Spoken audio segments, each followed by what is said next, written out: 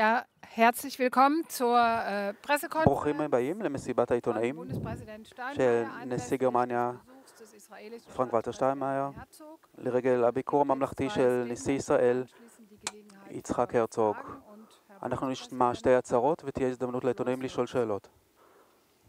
Verehrter Herr Präsident, כבוד lieber הנשיא, Freund, lieber Bougie, herzlich ידידי היקר willkommen. בוז'י היקר, ברוך הבא לגרמניה. Sie und Ihre Frau אני hier in שמח Berlin im לקבל את Bellevue פניך begrüßen zu ואת פני dürfen. רעייתך כאן Wie wir בברלין alle בארמון בלבו. wissen, nicht zum ersten Mal, aber כפי שידוע dieser לכולנו, Besuch ist ein ganz הביקור besonderer. הזה הוא ביקור מיוחד Vor מאוד. genau 60 Jahren, am 12. Mai לפני 60 שנה 1965, בדיוק, ב-12 במאי haben Israel und 1965, Deutschland diplomatisch כוננו ישראל וגרמניה יחסים דיפלומטיים ביניהן. Für uns Deutsche war das ein Geschenk, עבורנו dass wir הגרמנים nach den הוענקה לנו Verheerungen מתנה des Zweiten שלא יכולנו Weltkriegs לצפות לה לאחר des זוועות מלחמת העולם השנייה Zivilisationsbruchs der Shoah והשואה nicht שהיוותה erwarten קו durften. שבר של הציוויליזציה, Niemals hätten wir danach ושאחריה auf לא die יכולנו אפילו heute להעלות על bestehende דעתנו Freundschaft zwischen שתתקיים Deutschland und ידידות Israel בין גרמניה לישראל auch nur כמו hoffen. זו שקיימת כיום.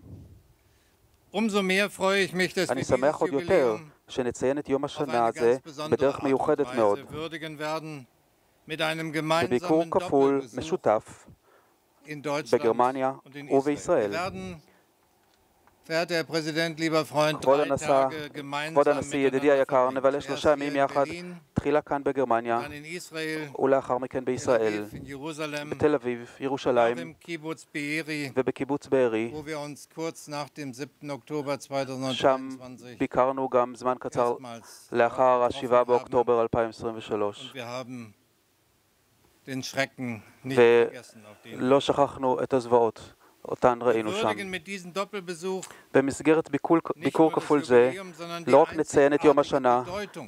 אלא גם את המשמעות יוצאת הדופן של היחסים בין גרמניה לישראל. Vor 60 Jahren לפני 60 begann שנה diese besondere החלה Partnerschaft באופן zwischen רשמי Israel und השותפות Deutschland, המיוחדת בין גרמניה begann sie לישראל ebenfalls ganz offiziell ברמת auf הממשלות staatlicher Ebene. באופן רשמי. Aber wir erinnern auch daran, dass es Kontakte auf anderen Ebenen היום gab, ברצוני להזכיר bereits שדווקא vorher קשרים ברבדים אחרים diese Annäherung אפשרו auf את staatlicher ההתקרבות Ebene בין שתי überhaupt הארצות. möglich gemacht haben. Wissenschaftler der Max-Planck-Gesellschaft חוקרים haben מאגודת zum מקס Beispiel פלנק als היו erste הראשונים nach dem Krieg שנסעו לישראל Gast in Israel. לאחר Sie תום besuchten מלחמת ihre העולם השנייה. israelischen Kollegen im הם ביקרו את עמיתיהם Weizmann-Institut הישראלים במכון ויצמן und haben die Zusammenarbeit וקיימו עמם mit שיתוף ihnen פעולה, begonnen und tun das bis heute. והם עושים זאת עד היום. Zu den ersten, die sich für גם deutsch-israelische איגודי Beziehungen העובדים stark היו gemacht בין haben, gehörten הראשונים auch die Gewerkschaften. שתמכו בכינון יחסים בין Sie גרמניה setzten sich לישראל. mit Unterschriftenaktionen. הם התגייסו למען מטרה in זו den Betrieben ואספו dafür ein. חתימות בקרב העובדים. Dann gibt es schon seit 70 Jahren den deutsch-israelischen נטלו בכך גם Jugendaustausch. חלק גם חילופי הנוער Gleich werden הגרמנים-ישראלים wir, lieber Bougie, שמתקיימים מזה 70 Jugendliche שנה. besuchen, die sich zu בוז'י einem היקר, deutsch-israelischen בהמשך היום Kongress נפגוש צעירים בכנס נוער ברלין גרמני-ישראלי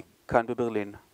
will sagen, das Fundament unserer Beziehungen ist tief und הבסיס tragfähig. ליחסים בינינו הוא עמוק ויציב. Es trägt die Erinnerung הוא an נושא die בתוכו את Vergangenheit זיכרון ebenso העבר, in sich, wie die אבל גם את geteilten הערכים Werte המשותפים zweier של שתי liberaler מדינות rechtsstaatlicher דמוקרטיות Demokratien. וליברליות המבוססות על שלטון החוק. Gemeinsam mit meinem Kollegen Präsident Herzog יחד עם עמיתי הנשיא הרצוג, möchte ich dieses starke ברצוני Fundament שהבסיס החזק הזה auch in einer schwierigen יהיה Gegenwart גלוי לעין גם בתקופה möchte ich קשה dieses זו בהווה. starke Fundament sichtbar machen. Wir wollen den vielen Menschen, die ברצוננו Brücken לעודד bauen, את האנשים הרבים danken הפועלים und למען sie בניית ermuntern, קשרים, sich weiterhin zu engagieren. להודות Wir להם wollen sie ermutigen, ולעודד אותם an eine להמשיך bessere, בעבודתם friedlichere המסורה. Zukunft zu ברצוננו glauben, לעודד אותם להאמין בעתיד טוב יותר של שלום, und wo nötig לפעול למענו zu streiten. ובמידת הצורך להיאבק למענו. Vielleicht kann diese ganz und gar unglaubliche אולי deutsch-israelische סיפור הפיוס Versöhnungsgeschichte הגרמני-ישראלי, שקשה היה להעלותו על הדעת, עשוי להוות בעצמו ניצוץ של תקווה. sollte הסיפור insbesondere שלנו in diesen צריך Zeiten לתת auch תקווה anderen לאחרים, Hoffnung machen. במיוחד בימים אלה. Frieden ist möglich, השלום הוא Versöhnung אפשרי, ist möglich. הפיוס הוא אפשרי. Mir ist sehr bewusst, der Blick auf die Gegenwart אני מודע stimmt היטב alles לכך andere שהמבט als על ההווה Hoffnung. אינו In מעורר dieser schweren תקווה. Zeit בימים לא קלים אלה, begehen wir also auch diesen אנו מציינים את יום השנה deutsch-israelischen הגרמני-ישראלי הזה, Jahrestag nicht unbeschwert. ולא בלב קל. Große Feierstimmung האווירה החגיגית kann sich kaum איננה, einstellen und wie auch. ואיך אפשר היה אחרת? Verehrter Herr Präsident, lieber כבוד Bougie, הנשיא, dein Land wurde בוז'י von der היקר, Hamas ארצך הותקפה על ידי חמאס. angesichts der Bedrohung Israels durch den נוכח Terror איום הטרור על ישראל, kommt dein Land nicht zur Ruhe, muss sich השקט zur אינו Wehr מנת setzen חלקה של gegen ארצך. והיא צריכה להתגונן בפני הטרור האסלאמיסטי והחוטפים. אנו כואבים את סבלם של החטופים ושל בני משפחותיהם, ביניהם גם אזרחי גרמניה. אנו חרדים לחייהם. בני משפחותיהם ביקרו פעמים רבות כאן בברלין, בארמון בלבו. אנחנו ממשיכים במאמצינו כמוכם לשחרורם של החטופים. ישראל נלחמת בעזה במלחמה מזה שנה וחצי, ובימים האלה המלחמה מתנהלת באופן אינטנסיבי. ההרס הוא עצום, והסבל של האוכלוסייה האזרחית בעזה, הוא חלק מהסיקור העיתונאי מדי יום. לכן ביקשתי ממך לפעול לשם כך שהסיוע ההומניטרי יחזור להגיע לתושבי עזה במהירות האפשרית, שהעזרה ההומניטרית תשוב לעזה, הסיוע הרפואי יגיע לעזה, לא מתישהו בעתיד, אלא עכשיו. ידידיה של ישראל, וגרמניה היא ידידה מיוחדת של ישראל, אנחנו איננו תמימים. מובנת לנו הדילמה שחמאס גורם לה עבור צה"ל, בכך שאנשיו מסתתרים בתוך האוכלוסייה האזרחית וממשיכים בירי רקטות לעבר ישראל. מובנת לי הדילמה שארגון הטרור יוצר בכך שהוא מתעשר על חשבון הסיוע ההומניטרי. אולם עבור העזתים, הסבלם של תושבי עזה יעמיק את התהום עוד יותר, וזה מדאיג אותי כפי שזה מדאיג את ידידי האחרים של ישראל. ברצוני להזכיר את יצחק רבין, שנרצח לפני 30 שנה על ידי קנאי דתי. הוא דבק בעיקרון להילחם בטרור ובו בזמן לחתור לשלום. שניהם הכרחיים גם בעתיד. ידידי היקר, חלק מהידידות היא לדבר על הבעיות ולבוא בדברים. כך עשינו בעבר, ולכן אני מודה לך מקרב לב היום עבור השיחות הכנות שנוהלנו היום בזמנים קשים אלה, גם לגבי השאלה כיצד אנחנו יכולים למצוא דרך לצאת מהמשבר. חמאס חייב לשחרר את כל החטופים. אנחנו זקוקים להפסקת אש. אנו חייבים לעשות הכל כדי למנוע אסון הומניטרי גדול יותר בעזה. ואני חושב שאנחנו גם צריכים לחשוב על היום שאחרי, שלא מתמשך, יכול להתאפשר רק אם נמצא פתרון פוליטי לאזור, ולא נשכח אותה. גם בצד הגרמני אנחנו נמצאים בשיח עם שכניה של ישראל, דיאלוג לגבי מציאת פתרון מדיני רציני, ומניסיון שלי מביקוריי לאמן, ריאד וקהיר, במיוחד בריאד, אנחנו הרגשנו בנכונות להתקדם, למצוא פתרון בסכסוך במזרח התיכון ולנרמל את היחסים למדינת ישראל. אני דואג שהפתיחות הזו עלולה ללכת לאיבוד ושחלון ההזדמנויות הזה עלול להיסגר בשלב מסוים. ולכן אני קורא לכך שלנצט את האפשרות הקיימת ולממשה ביחד עם מדינות אחרות ולמצוא פתרון מדיני למען העתיד. ייתכן שתקווה זו מנת חלקם של מעטים בלבד במזרח התיכון כעת, אולם בו בזמן אני מבחין בכך שישנם יותר גורמים מאי פעם שמוכנים לפעול למען פתרון הסכסוך בקרב שכנותיה של ישראל. כולי תקווה שזה יצליח. כולי תקווה שישראל תישאר מדינה חזקה ודמוקרטית המתאפיינת בגיוון וחיה בשלום עם שכנותיה.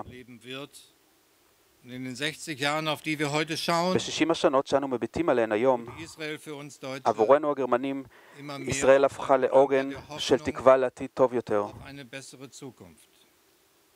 Auch Israel, ישראל עצמה, ebenso wie seine Nachbarn, כמו גם שכנותיה, sollen hoffen dürfen, צריכה להיות מסוגלת לקוות לעתיד טוב יותר. soweit wir das können, werden wir das וככל שנוכל לעשות זאת, נתמוך בכך. תודה רבה.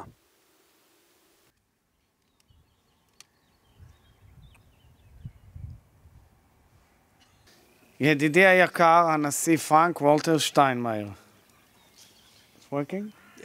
מיכל ואני מודים לך ולרעייתך אלקה על האירוע החכם כתמיד כאן בברלין, ביטוי נוסף לעוצמת היחסים בין מדינותינו ולחברות האישית העמוקה בינינו.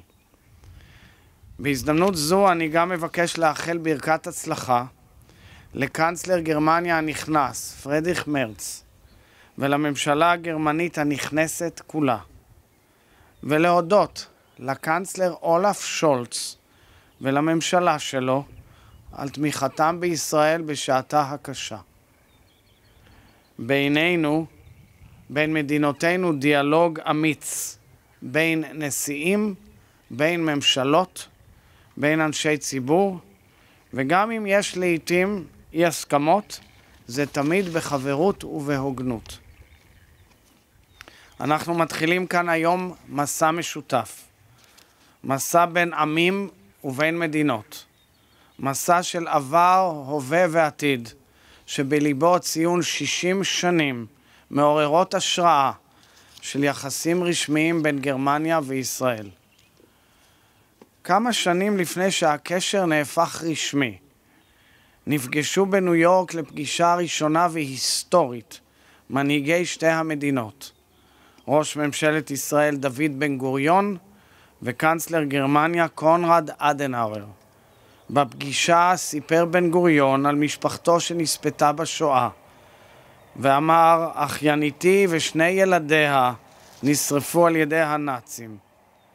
מעבר לטרגדיה האנושית הקשה של רצח 6 מיליון יהודים, הסביר בן גוריון, ואני מצטט, שהעם היהודי ספג מכה קטלנית, כאשר איבדנו רבים מבני עמנו, שהיו להם חזון, ידע, יכולת, אידיאליזם ונכונות להקרבה עצמית. והוסיף, אם היו לנו עכשיו היהודים הללו, לא הייתה קיימת שאלה של ביטחון עבור מדינת ישראל. אדנאואר האזין ברוב קשב לכאב, לאבל, לאתגרים העצומים, והשיב שממשלת גרמניה תעמוד לצד ישראל בראש ובראשונה מהסיבות המוסריות, דהיינו בשל האחריות הגרמנית לרגעים האפלים ביותר בהיסטוריה של העם היהודי והאנושות.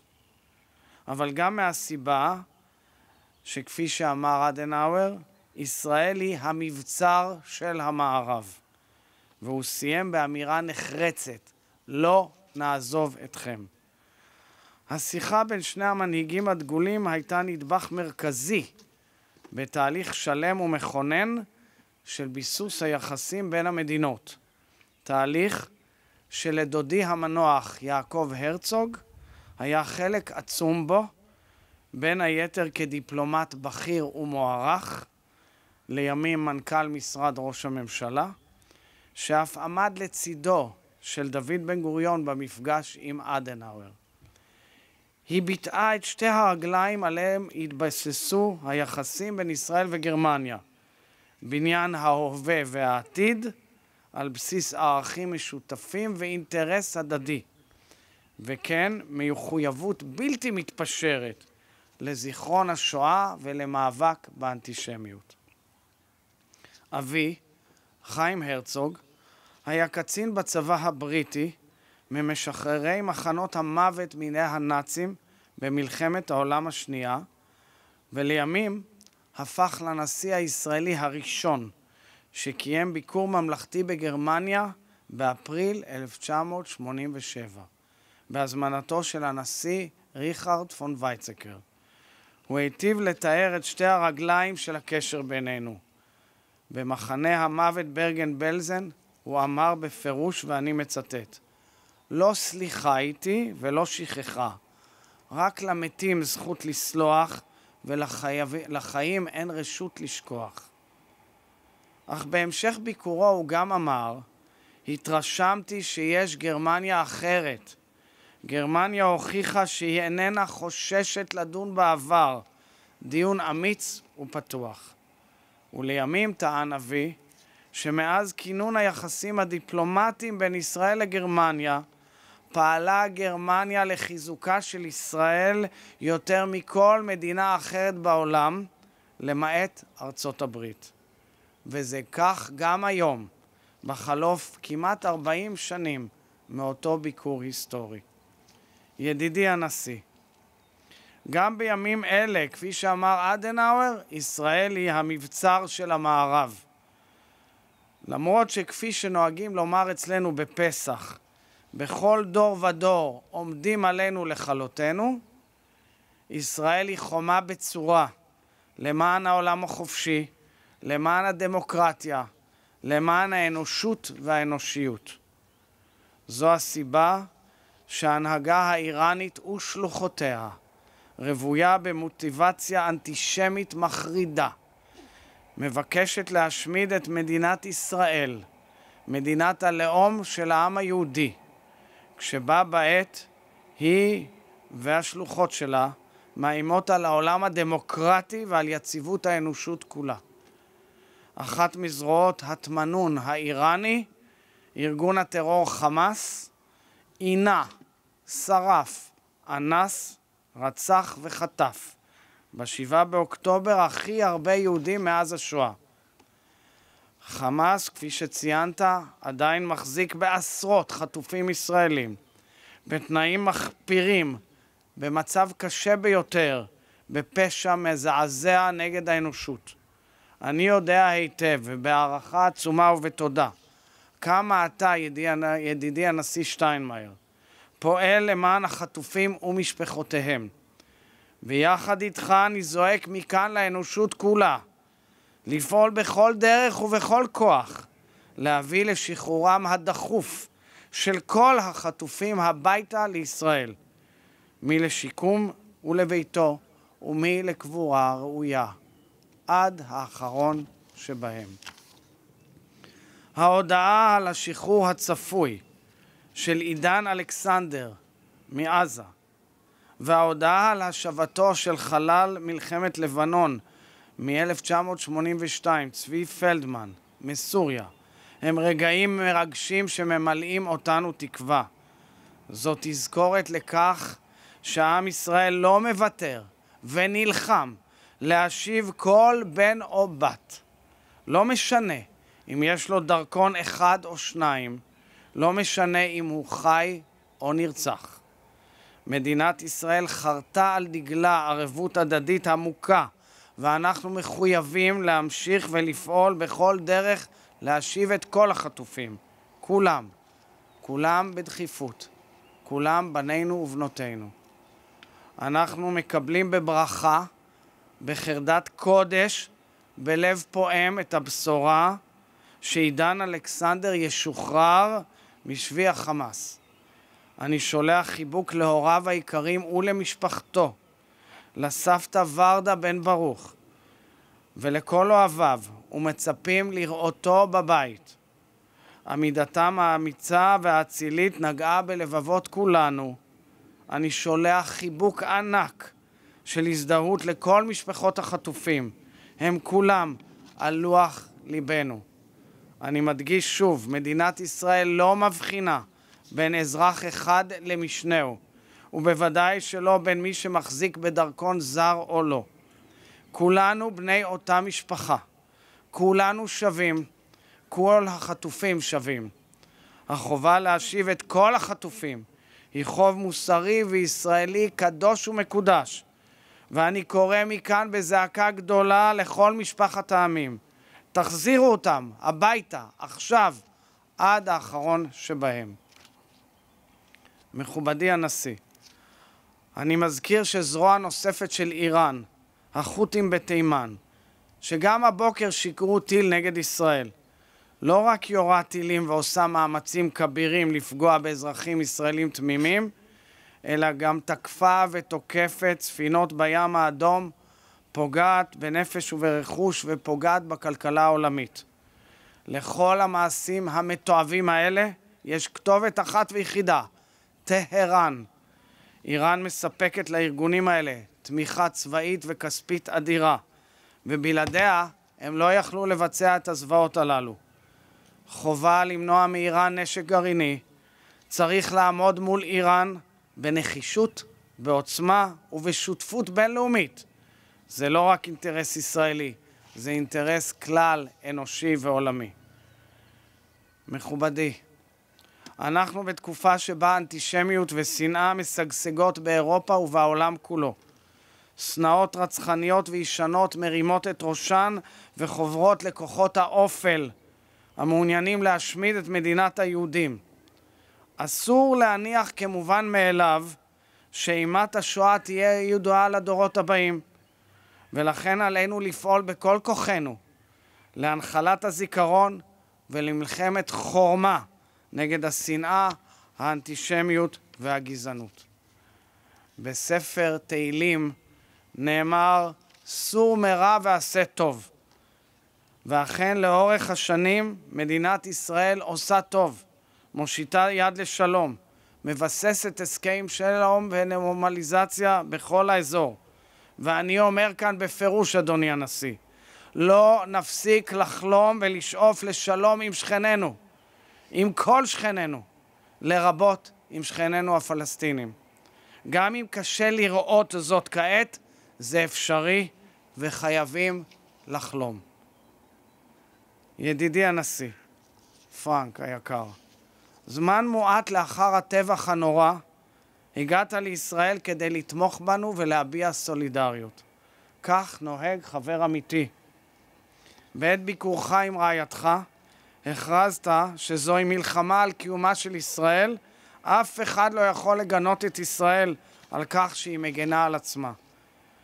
כשביקרנו יחד בקיבוץ בארי, החרב, הערוס והשרוף, הודעת שהבנייה המחודשת של הגלריה של הקיבוץ תעשה בתמיכה גרמנית. ההחלטה המיוחדת הזאת היא ביטוי לקרבה עמוקה בינך ובין העם בישראל, ולהיותך איש רוח ותרבות. בימים הקרובים נגיע שוב לקיבוץ בארי, ותוכל לראות במו עיניך את תהליך השיקום המרשים של הקיבוץ. עמדותיך, כבוד הנשיא, ואמירותיך הן דוגמה ומופת לבהירות מוסרית ולברית האמיצה בין מדינותינו. אנחנו גאים בברית עם גרמניה ומעריכים מאוד את הידידות העמוקה ואת התרומה הגרמנית לביטחון ישראל וכלכלתה. מדינותינו התברכו בשיתופי פעולה נרחבים ואסטרטגיים באין ספור תחומים שאתה מנית, וכמובן מעל הכל בחילופי נוער והנצחת השואה. אני סמוך ובטוח שהערכים המשותפים לנו ימשיכו לתרום לביצור השותפות בינינו, זה לצד זו, יד ביד, לעבר עתיד מלא תקווה. ואני שב ואומר, מאז הבטחתו של אדנאואר לבן גוריון, עמדה גרמניה לצד ישראל, ותמיד הייתה זו מדיניות חשובה ומבורכת, ולאחר 7 באוקטובר היא מבטאת בהירות מוסרית עליונה. ידידי היקר, החברות האישית והאמיצה בינינו, וכמובן בין מיכל ואלקה, הולכת שנים רבות אחורה, ואני מחכה בציפייה גדולה להמשך המסע המשותף שלנו, שלך ושלי, כבוד הנשיא, ושל מדינותינו, בימים הקרובים ולאורך דורות רבים. תודה לך ידידי, ותודה לעם הגרמני כולו, על תמיכתכם ועל חברותכם. כאן, על אדמת גרמניה, כנשיא מדינת ישראל היהודית והדמוקרטית, אחתום במילים אותם אמרתי בשעה שפקדנו יחד את מחנה המוות הנורא בברגן בלזן. נצח ישראל לא ישקר, עם ישראל חי, לחיי השותפות בין עמנו ומדינותינו. תודה רבה. Dankeschön. Vielen Dank für die Statements. Wir kommen jetzt zu den תודה Fragen. רבה עבור ההצהרות של הנשיאים. השאלה הראשונה, רשות הדיבור ל-DPA. שלום, השם שלי אורשטיין, אני כתב של דויטשה פרס אגנטור. הנשיא הרצוג, לגבי המציאות בגרמניה כיום, בפרלמנט הגרמני יושבת מפלגה שזכתה ביותר מ-20% מהקולות בבחירות האחרונות, ושירותי הביון קבעו שהיא מפלגה בעלת סיכון גבוה. האם אתה דואג מכך? כבוד הנשיא, אתה הזכרת את המלחמה בעזה. הצד הגרמני מדגיש שישראל חייבת לשמור על כללי החוק הבינלאומי. האם הכללים האלה נשמרים, והאם ההגנה על האוכלוסייה האזרחית בעזה מספיקה? Thank you very much. I will reply in English. I think that human challenges never fade away, especially as we deal with winds that affect political systems all over the world. I know that my colleague and friend, the German president, has been dealing with these challenges in Germany as much as we and I myself are dealing with these challenges in Israel. And I believe that what will ensue out of my visit is, of course, the demand for friendship, for democracy, for equality, for fighting anti-Semitism, racism, xenophobia, and hate, and moving forward in close relationship. With respect to your question regarding the humanitarian aid in Gaza, it is a very important question because I believe there is somewhat of a distortion in the world image. Israel is committed, adamantly committed, to operating strictly according to international humanitarian law. And so our military has done it from October 7th and onwards, and we will do it as well. What Israel has offered in order to prevent Hamas from operating as a mafia organization, meaning taking the humanitarian aid and then controlling its distribution by way of influencing and controlling its people, by a way of money laundering, by way of helping its terror machine spread its missiles aimed at Israeli citizens, is a new mechanism that has been introduced, which is well thought of and has in-depth considerations, which will enable the distribution of humanitarian aid directly to the people of Gaza.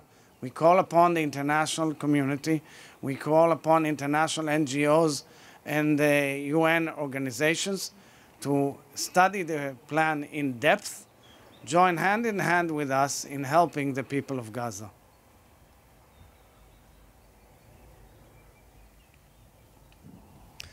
Ja, was die an mich gerichtete Frage angeht, השאלה שהופנתה אליי, ברצוני להוסיף, אנחנו נועדנו הבוקר ושוחחנו ארוכות, לא רק לגבי המצב המדיניות הפנים במדינותינו, אלא גם דנו בשאלה שהפנית לנשיא הרצוג. דיברנו גם על עתידו של כל העתיד של המזרח התיכון. חלק מכך, מהביקורים שלי, הביקורים שערכתי אצל שכנותיה של ישראל והשיחות הריבות ששנינו ערכנו מאז ה-7 באוקטובר 2023. אנחנו הגרמנים, אז אסור לנו לשפוט את המצב בקלות דעת. יש שתי דילמות שעבור ישראל בנושא הזה. ניהול המלחמה במצב כזה שבו חמאס פועל בתור ארגון שמשתמש לרעה במוסדות ציבוריים אזרחיים. הדילמה השנייה, מדובר במצב שמצד אחד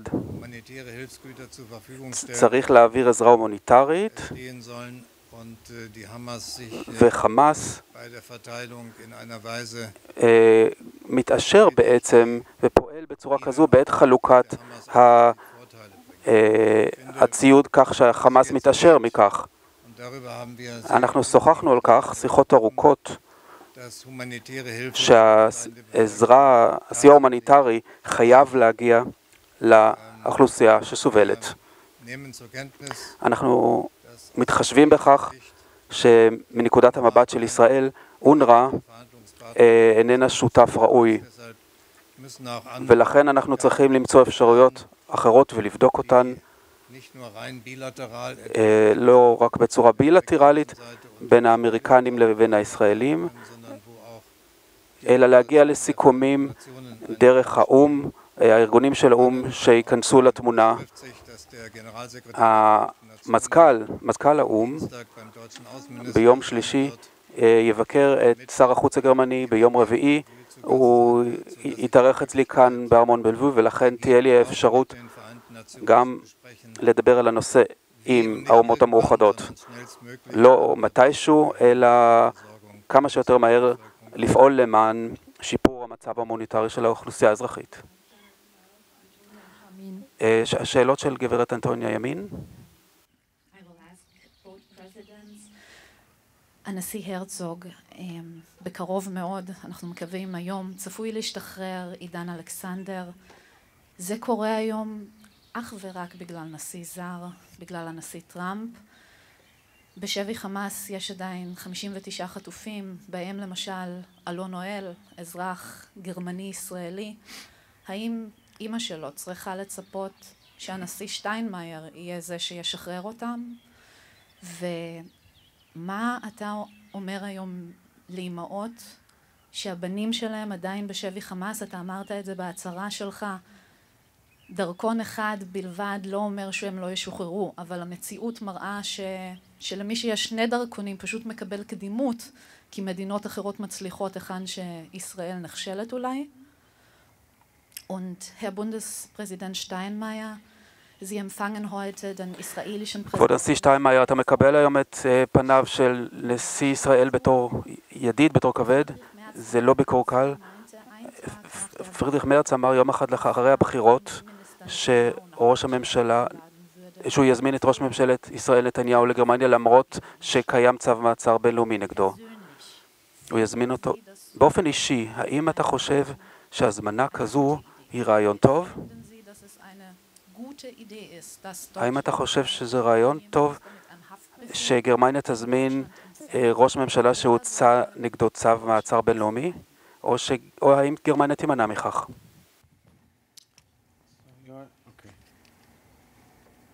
So thank you for the questions, Antonia. I think it's an opportunity to explain to the crowd here that the key to changing the direction of the Middle East is to bring all the hostages back home. This is the key to it all. We should not forget for a moment a barbaric organization has taken hostage of our citizens, is holding them in the dungeons of Gaza and blackmailing people and nations and using it also as a means of psychological warfare in order to achieve its goals of annihilating Israel. So in order to move forward, we must get the hostages back home, of course, with the basic truth that these are our brothers and sisters and there's nothing more noble than bringing back our brothers and sisters. But I'm telling the international community, there has to be a clear united front, making it clear to all parties concerned, including mediators, including indirect players, and of course the terror organizations, that this is totally unacceptable under any humanitarian rule and norm. This is a huge crime against humanity which must end. Once that ends, the whole situation in Gaza, the day after, the regional situation will trend dramatically. But Hamas, of course, doesn't want that. Hamas wants to keep on fighting on again and again and again because they are jihadists. And that's the way jihadists operate. Of course, there's nothing more important than bringing all of them back home. And I've said it also in Hebrew. Disregarding anybody if he has one or two passports, it is irrelevant. We must do whatever it takes to bring them back home. And I think there's a huge effort in these very hours, in these very days. You see a lot of things brewing behind the scenery. There is ongoing negotiations in these very days, and we should simply support and hope that they will bear fruits. I respect the families of the hostages. They're like my family. Idit Hoel is an incredible mother. She deserves to see alone like all other mothers and family members of their loved ones, now disregarding any passport if anybody has or doesn't have.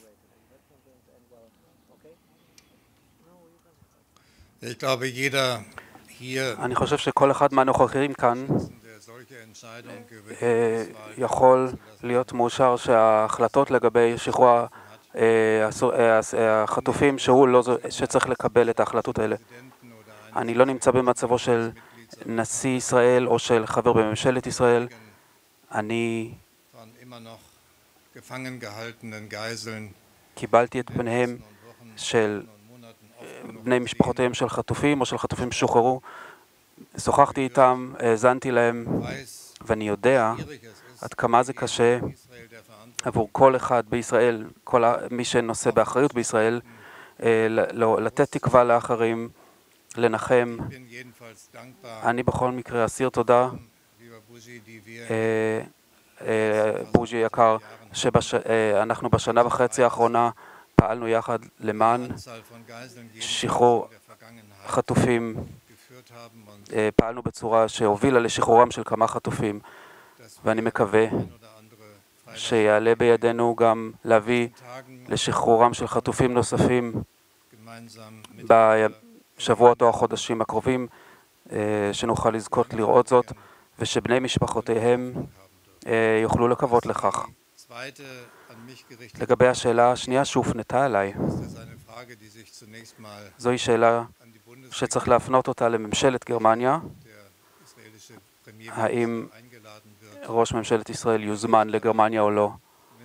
אבל אם את שואלת אותי, אני יוצא מתוך הנחה ומקווה ששני הצדדים יהיו נבונים מספיק כדי שהם לא יצטרכו לקבל את ההחלטה הזו.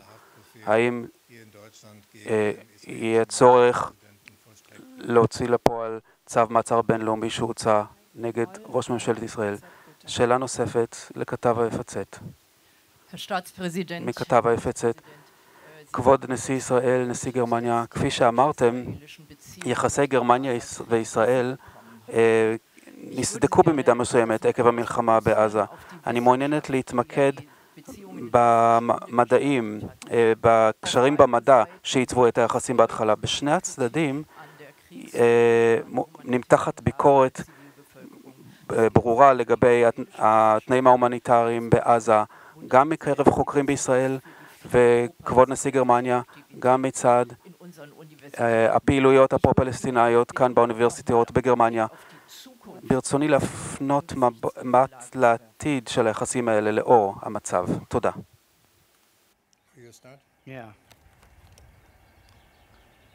I believe that the relations between Israel and Germany are so vast and so elaborate in so many fields. I myself, for decades, have been involved in so many initiatives that they go way beyond a dialogue or disagreement or question or argument about the current situation. Let's not forget for a moment, we did not seek that war. That horrific war was waged against us, against innocent Israelis who lived in near an internationally recognized boundary where there was a hopeful vision of moving forward. And I'm saying adamantly, the fact that here I am the president of the nation state of the Jewish people, standing here near the president of Germany, okay, 60 years after starting a process of dialogue and reconciliation, 8 years after the end of the Shoah, is a source of hope that we should see a grand vision. Sometimes you have to go through very painful processes in order to create a new reality. Let's not be naive, and President Steinmeier said it beautifully. One cannot judge the situation in Israel sitting here in this beautiful scenery. One has to see what it is to be an Israeli in Ashkelon, in Nir Oz, in Nachal Oz, and so many other places. One has to realize that Israel extended its stand for peace again and again. I was a cabinet member who decided to pull out of Gaza in 2005. We told our people this will be the new Hong Kong of the Middle East. We got terror and terror and terror and thousands of missiles on our head. So let's not be illusionary. Let's understand that we have to bring a new reality. The Palestinians, our neighbors in Gaza and in the West Bank, deserve the same. I'm not indifferent to their pain, but I say the reality is this, that they are controlled out there in Gaza by Hamas in every people's homes. There are missiles and weapons and ammunition, which is all aimed against our children. So we must change the reality and bring a new reality where there will be peace and coexistence between those who dwell on the border from both sides of the border. But for this, sometimes you need to take action in order to uproot evil and bring a new horizon in the future. And I sincerely hope and pray that me and my kids will enjoy the fruits of that coexistence.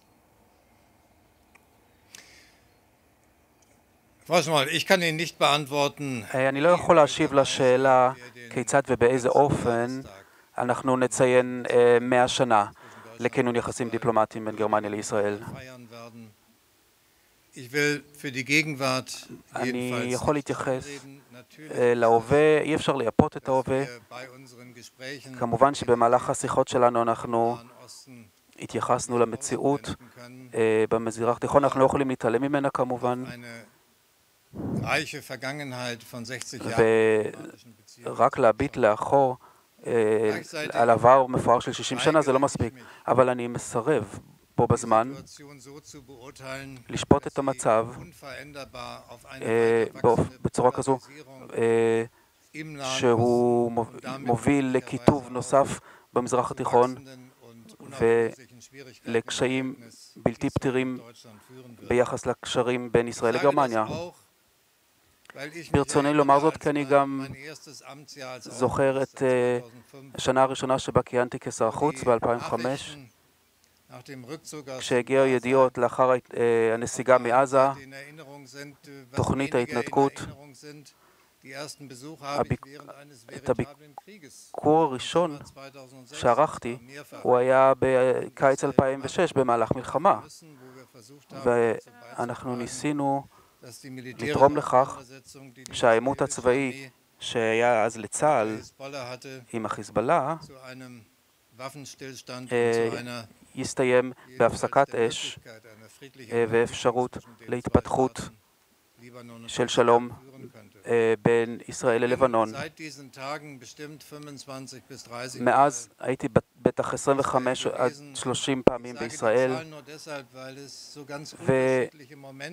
וזה היו רגעים שונים זה מזה שאני זוכר אותם, רגעים של משבר אמיתי ורגעים של תקווה שעזרה לנו להביט לעתיד, לנסות למצוא פתרון מדיני, פתרון שתי המדינות לשני העמים. המציאות במזרח התיכון, המלחמה המתמשכת, הם כמובן נושא שאנחנו לא מתעלמים בו במהלך שיחותינו, אבל במבט לעתיד ברצוני לומר שהמצב הנוכחי הוא מצב שניתן לשינוי, ולכן אנחנו עורכים שיחות כאלה. מעודדים זה את זה, אבל בו זמנית גם באים בדברים לגבי מה מציאותי ומה לא מציאותי. השאלה האחרונה, Israeli Public TV, דב R. Herr Steinmeier, maybe the first question would be to you. You spoke a lot about... הנשיא שטיינמאייר, השאלה הראשונה אליך, לגבי החזון לשלום. הזכרת את ראש הממשלה רבין, שנלחם בטרור ועדיין ניסה להביא את ישראל לעתיד של שלום. האם אתה רואה סצנריו אפשרי כזה גם במצב האפשרי? השאלה אליך, גם אתה דיברת הרבה על שלום ועל תקווה לשלום למרות הכל. האם אתה רואה ניסיון דומה בממשלת ישראל להסתכל קדימה ולראות את אותו עתיד שאתה מקווה לו? והשאלה המשלימה עבורך, אתה אמרת בעבר, אם מזהה פגיעה בדמוקרטיה, אעמוד בראש המחנה. בינתיים הממשלה הזאת מנסה לפטר את ראש השב"כ, יש טוענים בגלל חקירת קטרגייט, לפטר את היועצת המשפטית לממשלה, יש טוענים בגלל עצמאות יתר. הממשלה הזאת מחרימה את נשיא בית המשפט העליון, חברי כנסת לא מתייצבים לחקירה במשטרה כשהם מזומנים, והיא מבצעת מהלכים לסגירת השידור הציבורי, גילוי נאות אני מהשידור הציבורי. האם לא די בכך כדי לזהות פגיעה בדמוקרטיה? I think you're first this time, no?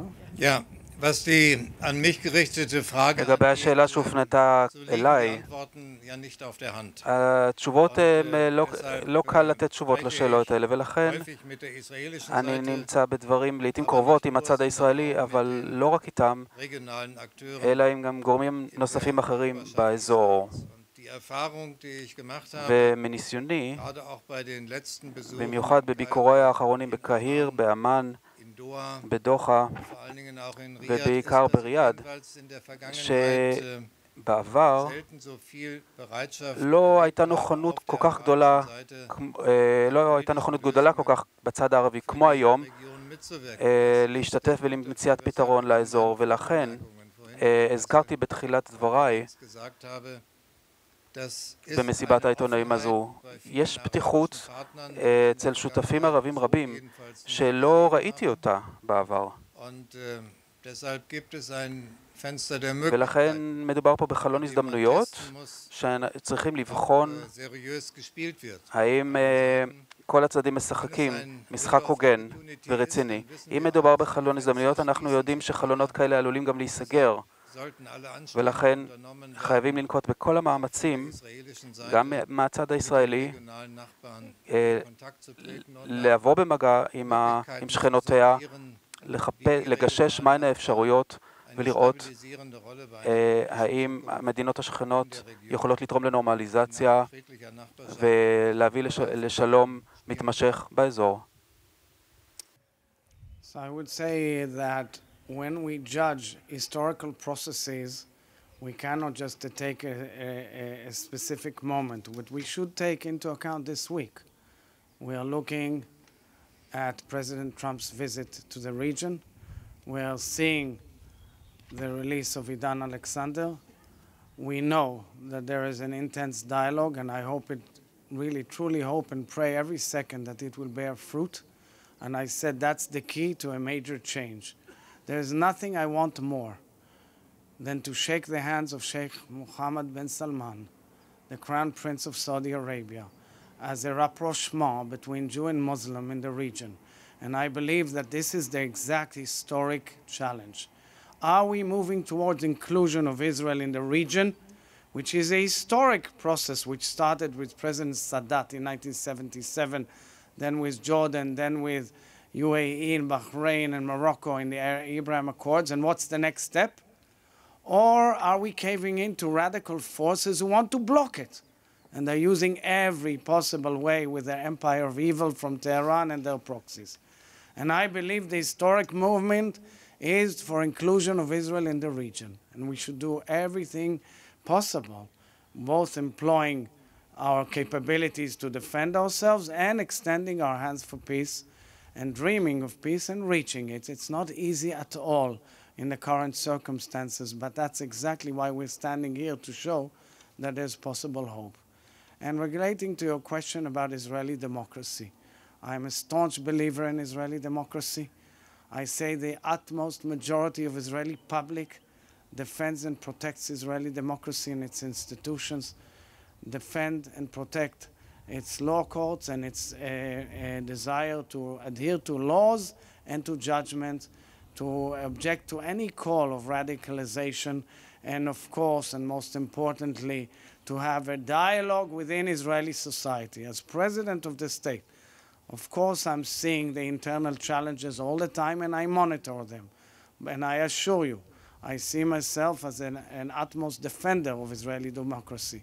But within Israeli democracy, there's a heated debate of ideologies on how to reach the consensus and the balance between the three arms of government.